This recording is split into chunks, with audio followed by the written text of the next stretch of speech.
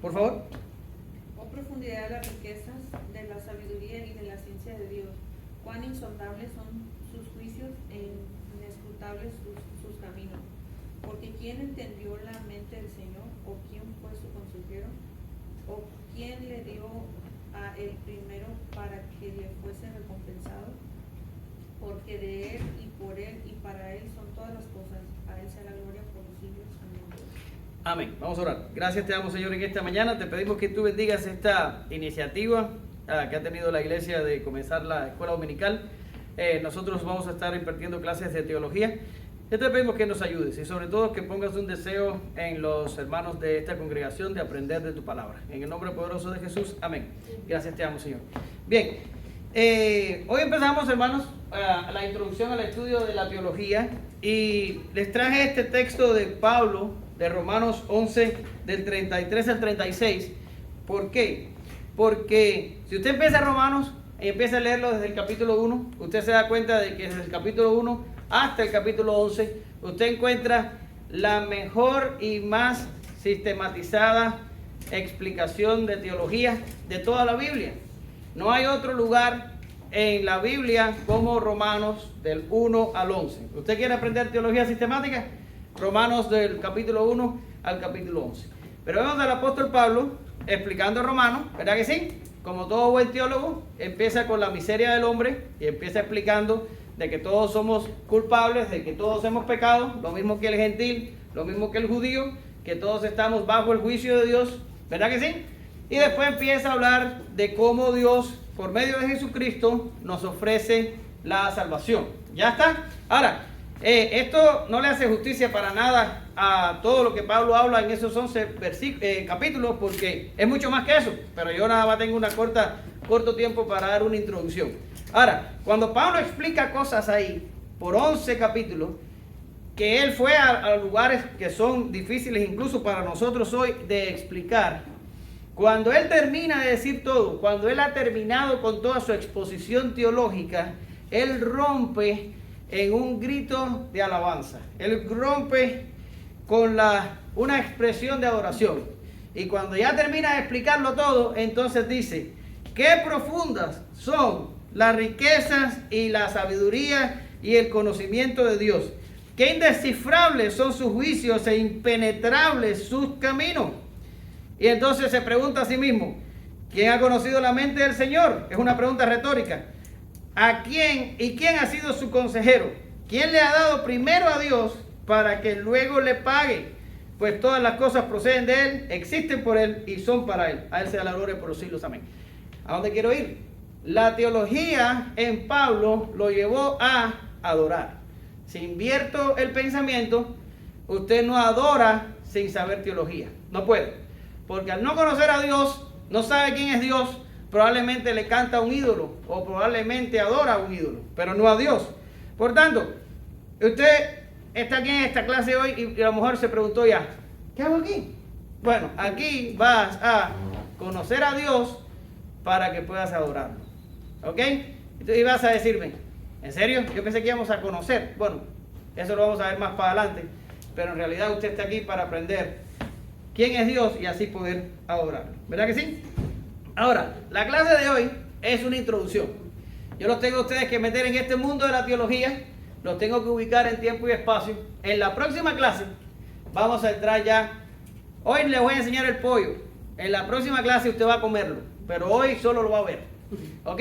Les voy a mostrar una introducción, les voy a explicar qué es teología, les voy a explicar más o menos cómo funcionan las cosas y les voy a dar un panorama general de lo que vamos a estar viendo en próximas clases. Se me dieron 3 sesiones.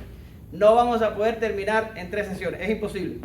Lo que vamos a hacer es ser obedientes, ir por ahí para allá porque quiero ir lento para que ustedes, si tienen una duda, párenme y pregunten. Hermano, no entiendo, vuelve a explicarlo y volver a explicarlo. Si en 3 clases no da tiempo terminar y nos quedamos a la mitad, vendrá el pastor Luis con su clase X, no importa que hable de los dinosaurios o de la luna, pero esta clase se va a quedar donde se quedó. Cuando yo vuelva a venir, la retomamos donde se quedó y seguimos hasta que terminemos. ¿Lo entendieron? Si la cosa cambia, pues cambiará y ya les estaré diciendo cómo funciona. Bien, lo primero que tenemos que ver es la etimología del término. cuando hablamos de etimología, ¿alguien sabe lo que significa la palabra etimología? Lucio. La raíz de las palabras.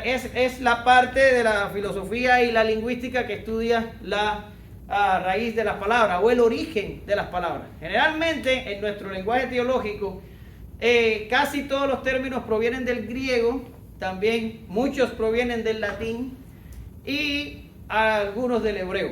Ahora, en teología, vamos la palabra en latín, teología, es la misma que usted está viendo aquí, pero le ponen una H entre la T y la E, pero es exactamente la misma palabra. Eso no hay lío con eso. Pero en griego sí nos da alguito, porque viene, ¿alguien lo sabe? ¿Alguien sabe de las dos palabras griegas que proviene de teología? Lucio. Teos y logía. Teos, ¿verdad? Y logía. Pero logía, mi querido Lucio, es una palabra compuesta. ¿Sabes de dónde viene también? No lo sé. Ok, viene de logos y la terminación ia. Ok, si usted, independientemente del libro que lea, hay libros que dicen teos y logía, o hay libros que ya directo te dice el lingüista teos y logos. ¿Por qué razón? Porque la terminación ia solo significa acción o propiedad. Por tanto, logos, usted lo conoce, ya ha visto a logos. ¿Dónde ustedes vieron a logos por primera vez? ¿Dónde lo han visto? ¿Lucio? Listo, Juan. Primera es Juan, no, Juan 1 al 3. Ahí tenemos a logos. Y logos allí se traduce como ¿qué? Palabra. Como palabra, como verbo, ¿verdad que sí? Palabra, verbo.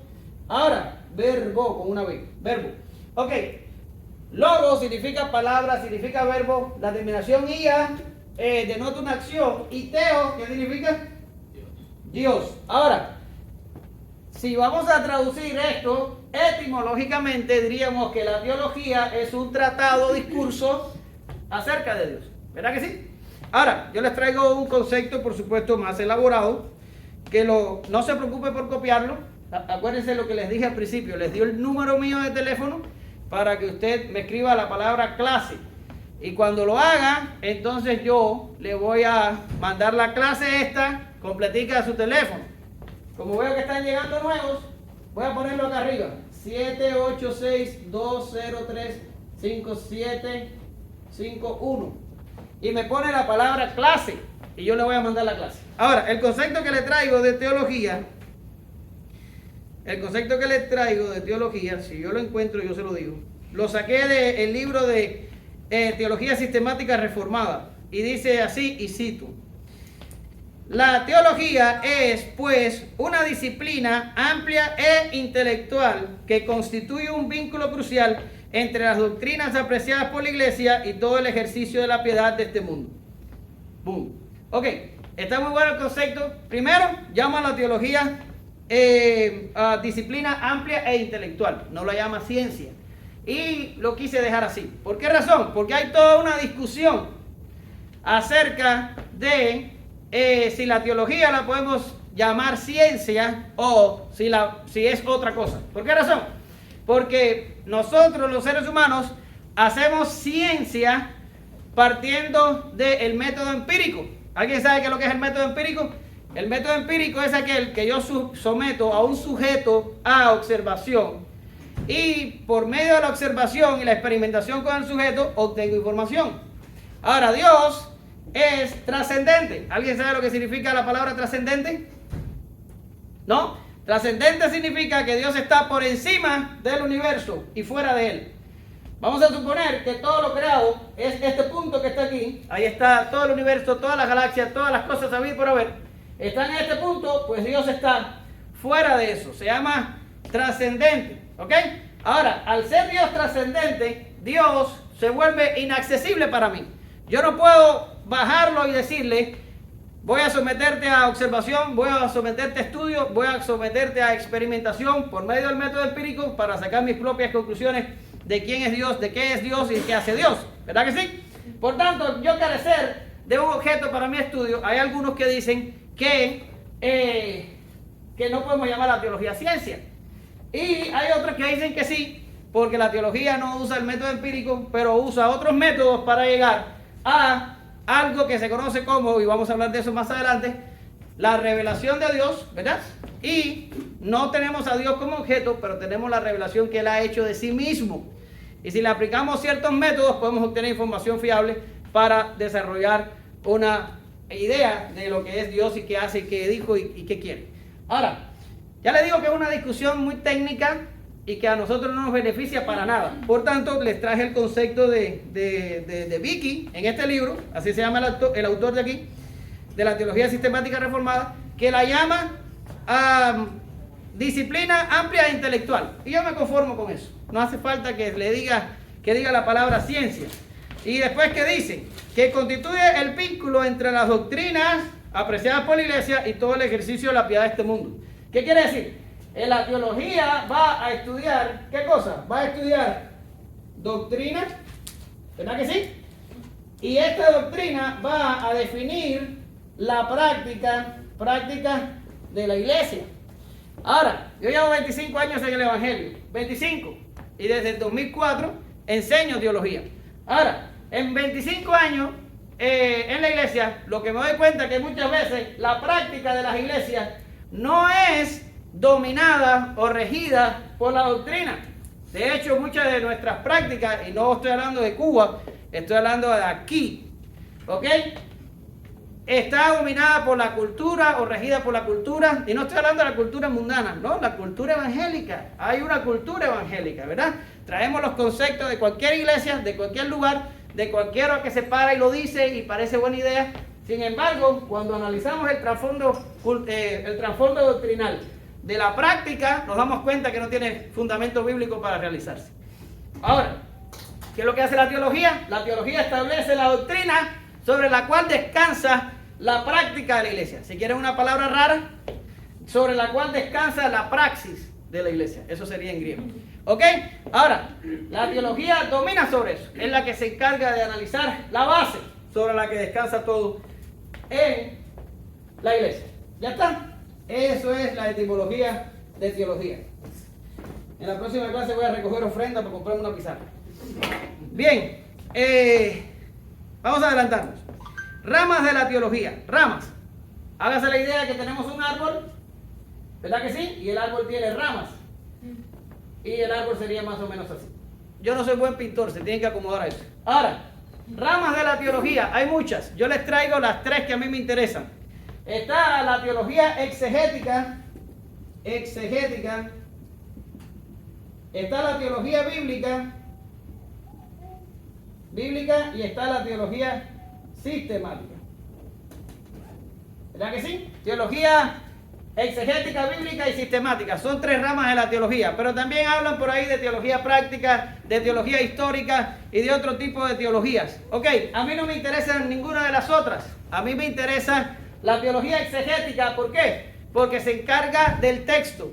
La teología exegética va al texto y resuelve de qué está hablando el texto. Y no es lo que yo creo del texto, sino lo que el escritor original quiso decir cuando el Espíritu Santo lo inspiró para escribir el texto. Eso es lo que se encarga la teología exegética.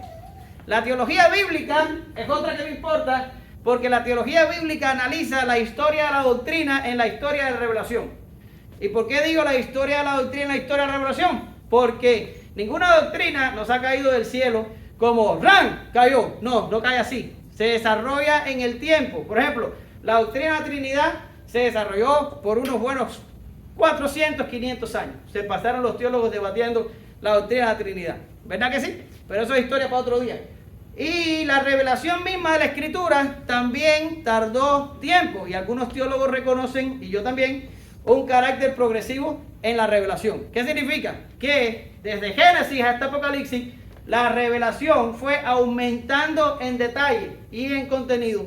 No es lo mismo lo que conozco o lo que conociera si solo leo Génesis si solo leo el Antiguo Testamento o si leo el Antiguo y Nuevo Testamento completo. ¿Lo entiendes? La revelación tiene un carácter progresivo, aunque esto puede ser discutido por la contraparte, pero ya le digo, muchos teólogos que son buenos piensan así. A mí también me gusta la idea de reconocer cierto grado de progreso en la revelación. Ahora, bíblica, estudia la historia de la revelación y la historia de la doctrina para desarrollar la doctrina tal y como es.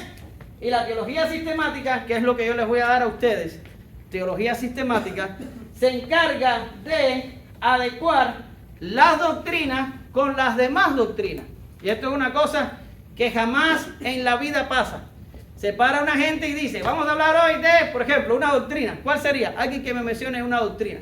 De la salvación. Doctrina de la salvación. Entonces estamos en una clase de teología y tenemos que volvernos técnicos. Entonces diríamos soteriología. Ok, si vamos a hablar de salvación o de soteriología, entonces la persona da toda una disertación de soteriología. Pero cuando yo, que soy un teólogo sistemático, la agarro y agarro lo que dice y la trato de meter en el engranaje doctrinal de toda la teología, ¿qué pasa? No encaja. Porque dijo cosas que cuando la traigo para acá, no encaja. Y tengo un problema. ¿Verdad que sí? Tengo un problema porque las teologías tienen que encajar. Lo que yo creo de soteriología tiene que encajar después cuando yo lo traigo y lo trato de meter en todo el reguero de doctrina. Aunque yo creo que la palabra reguero está mal utilizada aquí. Doctrina, la teología sistemática encaja una doctrina con la otra y con la otra y con la otra. Es un sistema, ¿verdad? Es como nosotros, el cuerpo humano. Tenemos cerebro, tenemos y todo el sistema nervioso, tenemos sistema respiratorio con pulmones y todo lo que lleva, tenemos sistema digestivo, ¿verdad que sí? Tenemos sistema renal, tenemos sistema reproductor, tenemos sistema, ¿cuál sistema me falta? Bueno, puede que haya unos cuantos más, pero todos los sistemas funcionan compenetrados, ¿verdad? ¿Qué pasa si tengo un problema respiratorio? Si tengo un edema en el pulmón, todo empieza a mal funcionar. ¿O qué pasa si tengo un paro renal? Pues ya la cosa se empieza a fastidiar. ¿Por qué? Porque todos los sistemas funcionan unidos. Es como la iglesia, todos los miembros deberían al menos en la práctica funcionar unidos. Dice Pablo, y si se me enferma el dedo, se duele todo el cuerpo. ¿Verdad que sí? Ahora, en teología pasa exactamente lo mismo. Y la teología sistemática se encarga de que las doctrinas encajen, que engranen, que funcionen. Porque yo puedo decir mucho sobre soteriología, pero si después que lo cojo y lo traigo y lo encajo acá y no sirve, pues lo que yo dije no sirve para nada. Por lo tanto, a mí me parece que la teología sistemática es lo mejor que podemos hacer, lo mejor que podemos aprender en el tiempo que vamos a estar hablando nosotros, ustedes y nosotros. Ahora, es un asunto perdido de las iglesias. No se habla de teología sistemática, no se conoce teología sistemática. Y es necesaria la teología sistemática. ¿Ya? Ahora, miren el concepto que da Robert Raymond. Si no sabe quién es, búsquelo en Google, porque yo tampoco tengo ni la más mínima idea de quién es el señor. Pero me gustó lo que dice, y dice así: el teólogo sistemático, viendo las escrituras como una revelación completa, busca entender holísticamente el plan, propósito e intención didáctica de la mente divina revelada en la Sagrada Escritura, y arreglar ese plan, propósito e intención didáctica de manera ordenada y coherente como los artículos de la fe cristiana. No se coja lucha, acuérdese del número. Mándeme el texto clase a ese número y yo le mando la clase por el texto. ¿Ya? Ahora, limitaciones de la teología. Limitaciones. Y esto le va a gustar. O por lo menos a mí me encanta. Limitaciones de la teología. Vamos a borrar.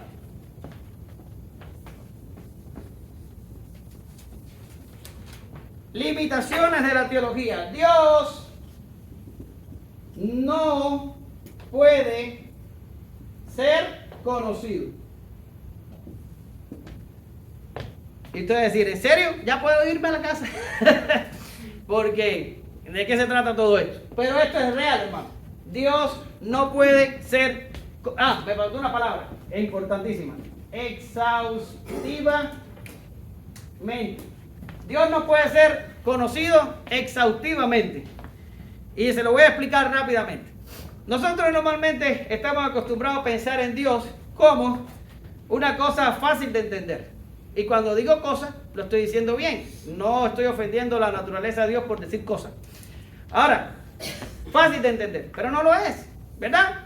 Ahora, piense usted en lo que usted es. El ser humano es una máquina difícil de entender. Los científicos la han estudiado por años, los biólogos, los médicos, los psicólogos, los psiquiatras. Y hay una pila de gente más ha tratado de entender el ser humano por años. Y sigue siendo maravilloso las cosas que suceden en nuestro cuerpo humano. Y nosotros somos una frágil criatura en medio de un universo gigantesco que nos rodea. Ahora, eso somos nosotros, pero ahora piense en la forma en la que funciona la naturaleza. Todavía se escriben libros de ciencias completos tratando de entender la naturaleza. Y a veces pasa que científicos descubren cosas que invalidan todo lo que se conocía anteriormente a eso, porque estaban errados y hay que actualizar lo que se conocía. ¿Verdad que sí? ¿Le suena familiar? Y estamos hablando de naturaleza. Pero si hablamos de cosmología o hablamos de cómo funciona el universo y todas las leyes que lo rigen, pues entonces pasa más o menos parecido. Que estamos un poco como perdidos y dándonos golpes en el ejercicio de la ciencia. Ahora, eso, y estamos hablando del mundo natural, del mundo que ha sido creado. Imagínense cuando me voy a hablar de Dios. ¿Qué puedo conocer de Dios? ¿Qué puedo conocer del ser que hizo absolutamente todo y que lo controla todo y que lo hace todo para su gloria? ¿Qué puedo conocer de Él? Bueno, puedo conocer de Él solamente lo que se me ha revelado. Y vamos a hablar de eso más adelante. Pero el completo ser de Dios y todo lo que Él implica y todo lo que a Él corresponde, no lo vamos a poder entender. Es inconocible.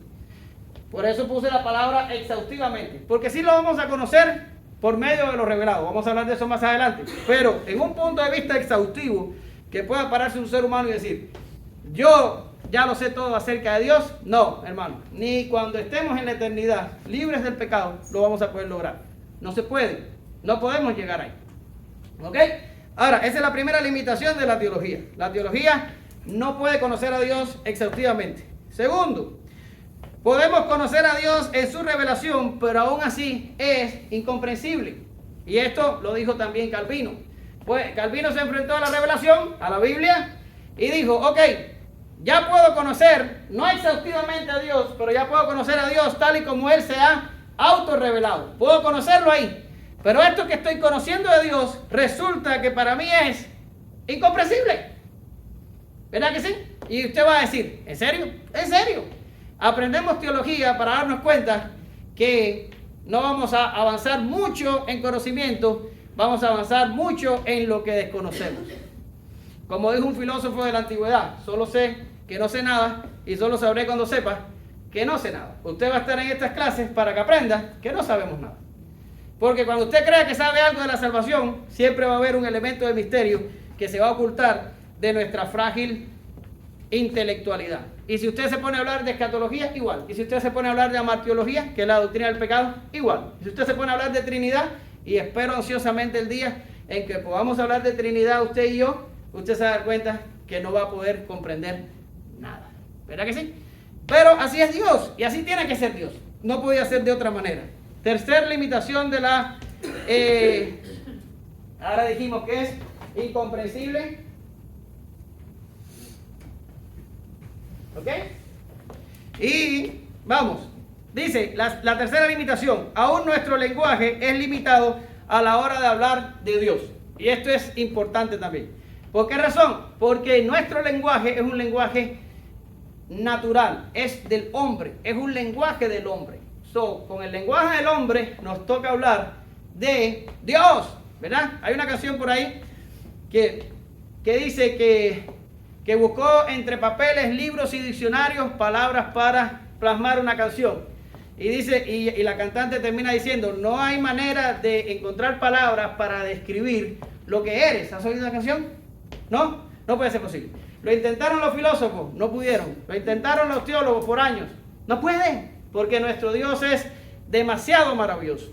Y cuando tratamos de acercarnos a Él con lenguaje humano, hablamos de una forma en la que entendemos nuestra limitación de a quién nos estamos acercando. Y esto es una cosa que tenemos que aprender en la práctica. Nosotros los cristianos, ¿qué venimos a encontrar en la iglesia? ¿Qué venimos a encontrar? Porque a veces nos los tomamos demasiado fácil, o demasiado sencillo, o demasiado trivial, o demasiado como si viniéramos aquí a encontrarnos con el pana. ¿Verdad? El pana no es una palabra cubana, es de ustedes, no es mía. No es cubana, ¿qué será puertorriqueña? Con nuestro amigo, con nuestro colega, con nuestro cuate, ¿verdad? Dios no es nada de eso. Dios es Dios y está por encima de todos nosotros. Es santísimo e inaccesible incluso para nuestro lenguaje. ¿Lo entienden? No venimos a encontrarnos con poca cosa el domingo. ¿Con qué actitud vienes? ¿Ya? Pero bueno, vamos a seguir con la teología. Cuarta limitación, hacemos teología, pero somos seres caídos. Y esto es importante que usted lo entienda. El pecado está en mí. No me he logrado deshacer de él. Ni siquiera el nuevo nacimiento hace que yo me libre de la presencia del pecado. La glorificación va a ser eso, pero todavía no estoy glorificado. ¿Verdad? Tengo que morirme primero para después ser glorificado. Entonces, como el pecado está en mí, tengo que entender que la teología que pueda haber en mi cabeza puede ser influida por el pecado. Y esto es un problema para nosotros, porque a veces somos rebeldes a lo que la Escritura nos está revelando. Y nos los pone ahí y nosotros luchamos contra el texto, no porque no tenemos la capacidad intelectual para entender, sino porque nuestro pecado no le conviene que lo entendamos, porque va a hacer que nuestra vida cambie por un camino por el que no queremos caminar. ¿Lo ven? Entonces tenemos mucho cuidado cuando hacemos teología de no entender que es un hombre pecador hablando de un Dios muy santo. Suprema meta de la teología, mantenernos libres de la herejía. Miren, doctrina, el texto que dice que usa bien la palabra de verdad. ¿Quién me ayuda con ese texto? Que se lo dice Pablo a Timoteo, que dice: procura con diligencia presentarte a Dios aprobado, como obrero que no tiene que avergonzarse, que usa bien la palabra de verdad. ¿Quién me lo busca en la Biblia para decir dónde está? Ese texto, cuando dice que usa bien la palabra verdad, en griego significa que traza. Y eso es más o menos lo que hace la doctrina y lo que hace la teología. Es trazar dos sendas a la orilla del camino, por el cual tú debes transitar. ¿Entiendes? Entonces, no importa si tú estás aquí, no importa si tú estás aquí o tú estás aquí. Donde tú no puedes estar es aquí, o donde tú no puedes estar es acá. Segunda a Timoteo 2:15, hermano. Segunda a Timoteo 2:15, gracias. Ahora, escuchen bien. Vamos a suponer que yo digo aquí en el punto donde yo estoy. Yo creo, y voy a poner un ejemplo que no debe ofender a nadie. Yo creo que la iglesia va a pasar la gran tribulación. Y yo me pongo aquí. Pero viene Peter y me dice: no, yo creo que la iglesia va a ser librada de la gran tribulación. Y Peter se pone aquí. Pero después viene Lucio, y estoy diciendo los nombres que me sé, lo siento, y me dice: no, yo creo que no va a haber gran tribulación. Y Lucio se pone aquí. Ahora, si se dan cuenta, yo puse los 3 puntos dentro de mis barras aquí. ¿Lo ve aquí? Porque eso es lo que hace la teología. Trazar el camino por donde debemos andar. Yo tengo esta opinión, Peter tiene esta opinión, Lucio tiene esta opinión, pero las 3 caen dentro de la teología aceptable según la historia del cristianismo y todo lo que se ha escrito. ¿Ya? Pero imagínate que viene otra persona, y ahora sí no voy a coger el nombre de ninguno de ustedes, y dice: no, yo creo que Jesucristo no viene por segunda vez. Entonces esa persona va a estar por fuera de lo que la teología establece, porque niega la segunda venida de Cristo. ¿Lo ven? Quiere decir, en teología no siempre usted tiene que estar absolutamente de acuerdo con todo. La teología nuestra nos ayuda a movernos dentro de los límites que se trazan. Pero no es una cosa como vamos a pensar todos los iguales. No. Ese no es el propósito de la teología. El propósito de la teología es librarnos de estar fuera del camino. Librarnos de estar en herejía. Pero dentro podemos a veces tener diferentes maneras de pensar. ¿Ya está? Y la segunda suprema meta de la teología es la adoración y la vida piadosa. No venimos aquí a conocer, venimos aquí a saber cómo adorar y cómo practicar la piedad. No es para conocimiento, es para adoración. No es para competir, como salir de la clase y decir: ay, ¿qué aprendiste en tu clase? Ah, pues yo aprendí una pila de cosas. No haga eso, si no le voy a prohibir la entrada. ¿Ok? Ahora, sigo adelante a ver si me da tiempo de llegar a donde voy. Porque ya sé que no me va a dar tiempo, pero no pasa nada.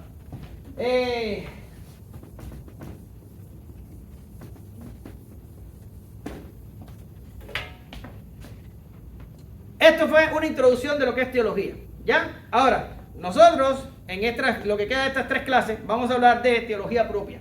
¿Qué significa teología propia? Significa la teología que estudia a Dios, el ser de Dios. ¿Ya? Más para adelante estudiaremos otras cosas, pero por el momento, teología propia. ¿Ya está? Ahora, la teología propia, o podemos ponerle así, para que usted ponga algo: doctrina de Dios. ¿Ya está? Doctrina de Dios. La doctrina de Dios parte de dos presuposiciones. Y son estas. Dios existe, la primera. Y la segunda, Dios se ha autorrevelado en las Escrituras. Ahora, tú me vas a decir, ¿en serio? Sí, en serio. Dios existe y Dios se ha autorrevelado en la Biblia. Ahora, si usted lee un libro de teología sistemática, usted va a ver que los teólogos normalmente empiezan en la parte de Dios existe a darles a ustedes argumentos acerca de la existencia de Dios, argumentos intelectuales, y empiezan a explicarles una serie de argumentos, el argumento ontológico, el argumento cosmológico, el argumento, y empiezan a darle una pila de palabras raras y empiezan a desarrollar un tema que prueba de cierta forma la existencia de Dios. Pero todos esos argumentos, si usted los estudia, están cojos y a la larga lo que están tratando de probar en realidad no lo prueban. Pero igual se da porque mucha gente se ha roto la cabeza por elaborarlo. Por ejemplo, en la Suma Teológica de, ¿cómo se llama el que escribe la Suma Teológica? Tomás de Aquino. Él desarrolla 5 maneras para probar la existencia de Dios. ¿Verdad que sí? Y hay una que es súper brillante, que no voy a hablar de ella para no complicarles. Pero aún así yo puedo encontrar, o cualquiera puede encontrar, sesgos en el pensamiento donde termino desprobando lo que quiero probar. Ahora, yo, Omar.com, no me enredo con toda esa pila de argumentos. Yo parto de mi presuposición. ¿Cuál es? Dios existe. Y usted va a decir, ¿en serio, hermano? ¿Eso es todo lo que hay? ¿Una presuposición? Sí. ¿Por qué razón? Porque aquí entra a formar parte una palabrita importante que no puede faltar en tu vida, y se llama ¿qué cosa? La fe. O como dijo Agustín, la fe precede al conocimiento. Quiere decir, ¿quieres conocer algo de la Biblia? Tienes que tener fe. Sin fe no puedes ir más allá. Por tanto, no importa cuánto yo pueda razonar con los filósofos, o cuánto yo pueda razonar con los científicos, o cuánto yo pueda razonar con los teólogos, todo viene a la pequeña fe. Y digo pequeña porque eso dijo Jesús, que con una fe pequeña ya me alcanza. Ahora, voy. Mire lo que dice Hebreos 11:6. Si no llega, yo se lo leo para que no batalle. Sin fe es imposible agradar a Dios, porque es necesario que el que se acerca a Dios crea que Él existe y es remunerador de los que le buscan. ¿Ya lo ven?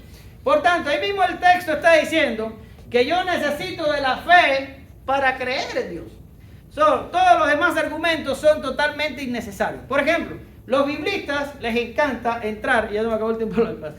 Los biblistas les gusta mucho entrar en lo que es crítica textual y tratan de hablar un poco de dónde salen los manuscritos, de dónde se obtienen, y las combinan, y este es el texto Q, y el texto Q fue el origen para los otros evangelios, y se enredan una cantidad de cosas ahí, ¿verdad? Y todo eso para probar que la Biblia es la palabra de Dios. Y yo digo, ¿y por qué se enredan tanto? ¿Por qué se enredan tanto? Si nosotros necesitamos partir de la presuposición que Dios se ha autorrevelado en la Biblia. Porque si no partimos de ahí, no tenemos nada. La gente que de la teología ancha y de todo el liberalismo del siglo pasado, que terminó diciendo que la Biblia no es la palabra de Dios, que la Biblia contiene la palabra de Dios, como Kant, ¿qué fue lo que hicieron? Hágase la idea que el tronco de un árbol está ahí y yo estoy en una rama y estoy sentado de este lado. Empezaron a serruchar la rama así. Pues ¿qué pasó cuando la rama se terminó de serruchar? Se cayeron. Y toda la teología y la religión descansa sobre la Biblia. Por tanto, yo necesito partir de dos cosas. La Biblia es verdad y contiene lo que Dios reveló y Dios existe. Ya, y todo eso se acepta por fe. Because todo lo demás es pura habladuría. De hecho, he visto a teólogos decir que no se debe tratar de probar la Biblia por la arqueología. Y estoy de acuerdo con ellos. ¿Por qué razón? Porque la arqueología es una ciencia académica secular y la Biblia es la palabra de Dios. Estoy poniendo la Biblia a juicio de los hombres y es como si estuviera poniendo a Dios como juicio de los hombres. Los hombres enjuician a Dios para ver si lo que dice es verdad. Es totalmente inaceptable. Por tanto, dos presuposiciones. Dios existe, por tanto, en estas clases yo no te voy a probar que Dios existe. No te lo voy a probar. Ya lo voy a dar por sentado. Si no crees que Dios existe, pues vente, yo te predico el Evangelio a ver si el Espíritu Santo obra en ti y entonces te conviertes. Y Dios se ha autorrevelado en la Biblia. La Biblia es la palabra de Dios, ¿verdad? Ahora,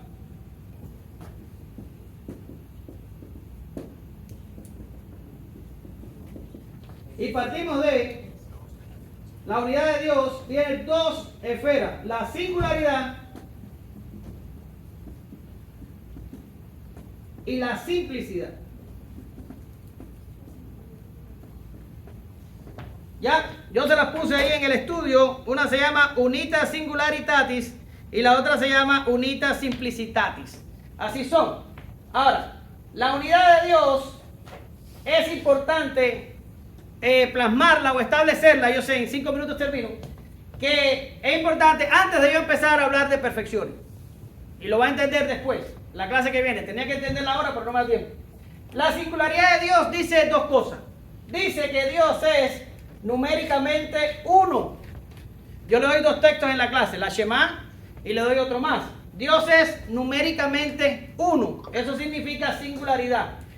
Y lo otro que significa singularidad es que Dios tiene un carácter único. No hay nadie como Dios. ¿Ya está? Dios es uno y Dios es único. ¿Y qué es lo que dice la simplicidad? Lo que dice la simplicidad es que Dios no tiene partes o composición. Dios no tiene no partes, no composición. Usted tiene partes: cabeza, tronco, extremidades, ¿verdad que sí? Y si me voy adentro, hay más partes. Yo lo puedo dividir en partes. Le puedo arrancar un brazo, le puedo arrancar una pierna, ¿verdad? Y cosas así. Ahora, Dios no tiene partes ni composición. Y Dios es uno y Dios es único. ¿Por qué digo todo esto? Porque ahora cuando empecemos a hablar, por ejemplo, de que Dios es, por ejemplo, todopoderoso, o que Dios es omnisciente, o que Dios es amor, o que Dios es soberano, o cualquier cosa de esa que llamamos a todo eso perfecciones, usted siente como que le estamos arrancando cosas a Dios y las estamos estudiando. No es así. En Dios todas las cosas funcionan juntas. Es que yo creo que eso está mal decirlo. Ahí ve la limitación del idioma. En Dios todo funciona en todo. Por eso es que Dios puede decir: yo soy luz. ¿Ya ven? No dice yo contengo luz. No es una linterna. Dios dice yo soy luz. Él es la luz en sí mismo. Porque en Él todos sus atributos funcionan completamente unidos y todo es un uno. Es un uno. Nosotros lo vamos a dividir para el estudio, sí. Y vamos a dedicar tiempo en cada uno de ellos también. Pero en Dios todo funciona como un uno. Por eso que usted dice Dios es amor. No dice Dios contiene amor. No. Dios es amor, ¿verdad? Dios es luz. ¿Ya está? Entonces Dios se identifica con sus propias perfecciones. ¿Por qué se identifica así? Porque no se le puede separar en parte ni se presume composición alguna. La esencia de Dios es una y su carácter es único. Solo dividimos estas cosas para estudiarlas nada más. Solamente para estudiar. ¿Ya está? Esto era más complicado, pero se me acabó el tiempo. En la clase que viene vamos a empezar hablando de atributos. Les voy a decir, o perfecciones. Les voy a decir el porqué de los términos, la clasificación de los términos, muy rápido. Y de ahí vamos a arrancar con la primera clasificación. Y vamos a hablar de, y se lo estoy diciendo ahora mismo para que usted se vaya a la casa con la duda y busque, ¿ya? Y vamos a hablar de la aceidad. Aceidad. Y usted va a decir, ¿qué palabra es esa? Váyase, Google it y trate de obtener información. Porque esta perfección de Dios es lo que hace a Dios, Dios. Ninguna otra. Esa aceidad. Vamos a empezar con ella en la próxima clase. ¿Ok? Gracias te damos, Señor, en esta mañana. Bendice los alimentos que van a comer mis hermanos y que este conocimiento pequeño y poco que le hemos transmitido hoy dé fruto en sus vidas, Señor, porque eso es lo que buscamos, adorarte mejor, servirte mejor y ser más como tú. En el nombre poderoso de Jesús, amén. Gracias, Señor.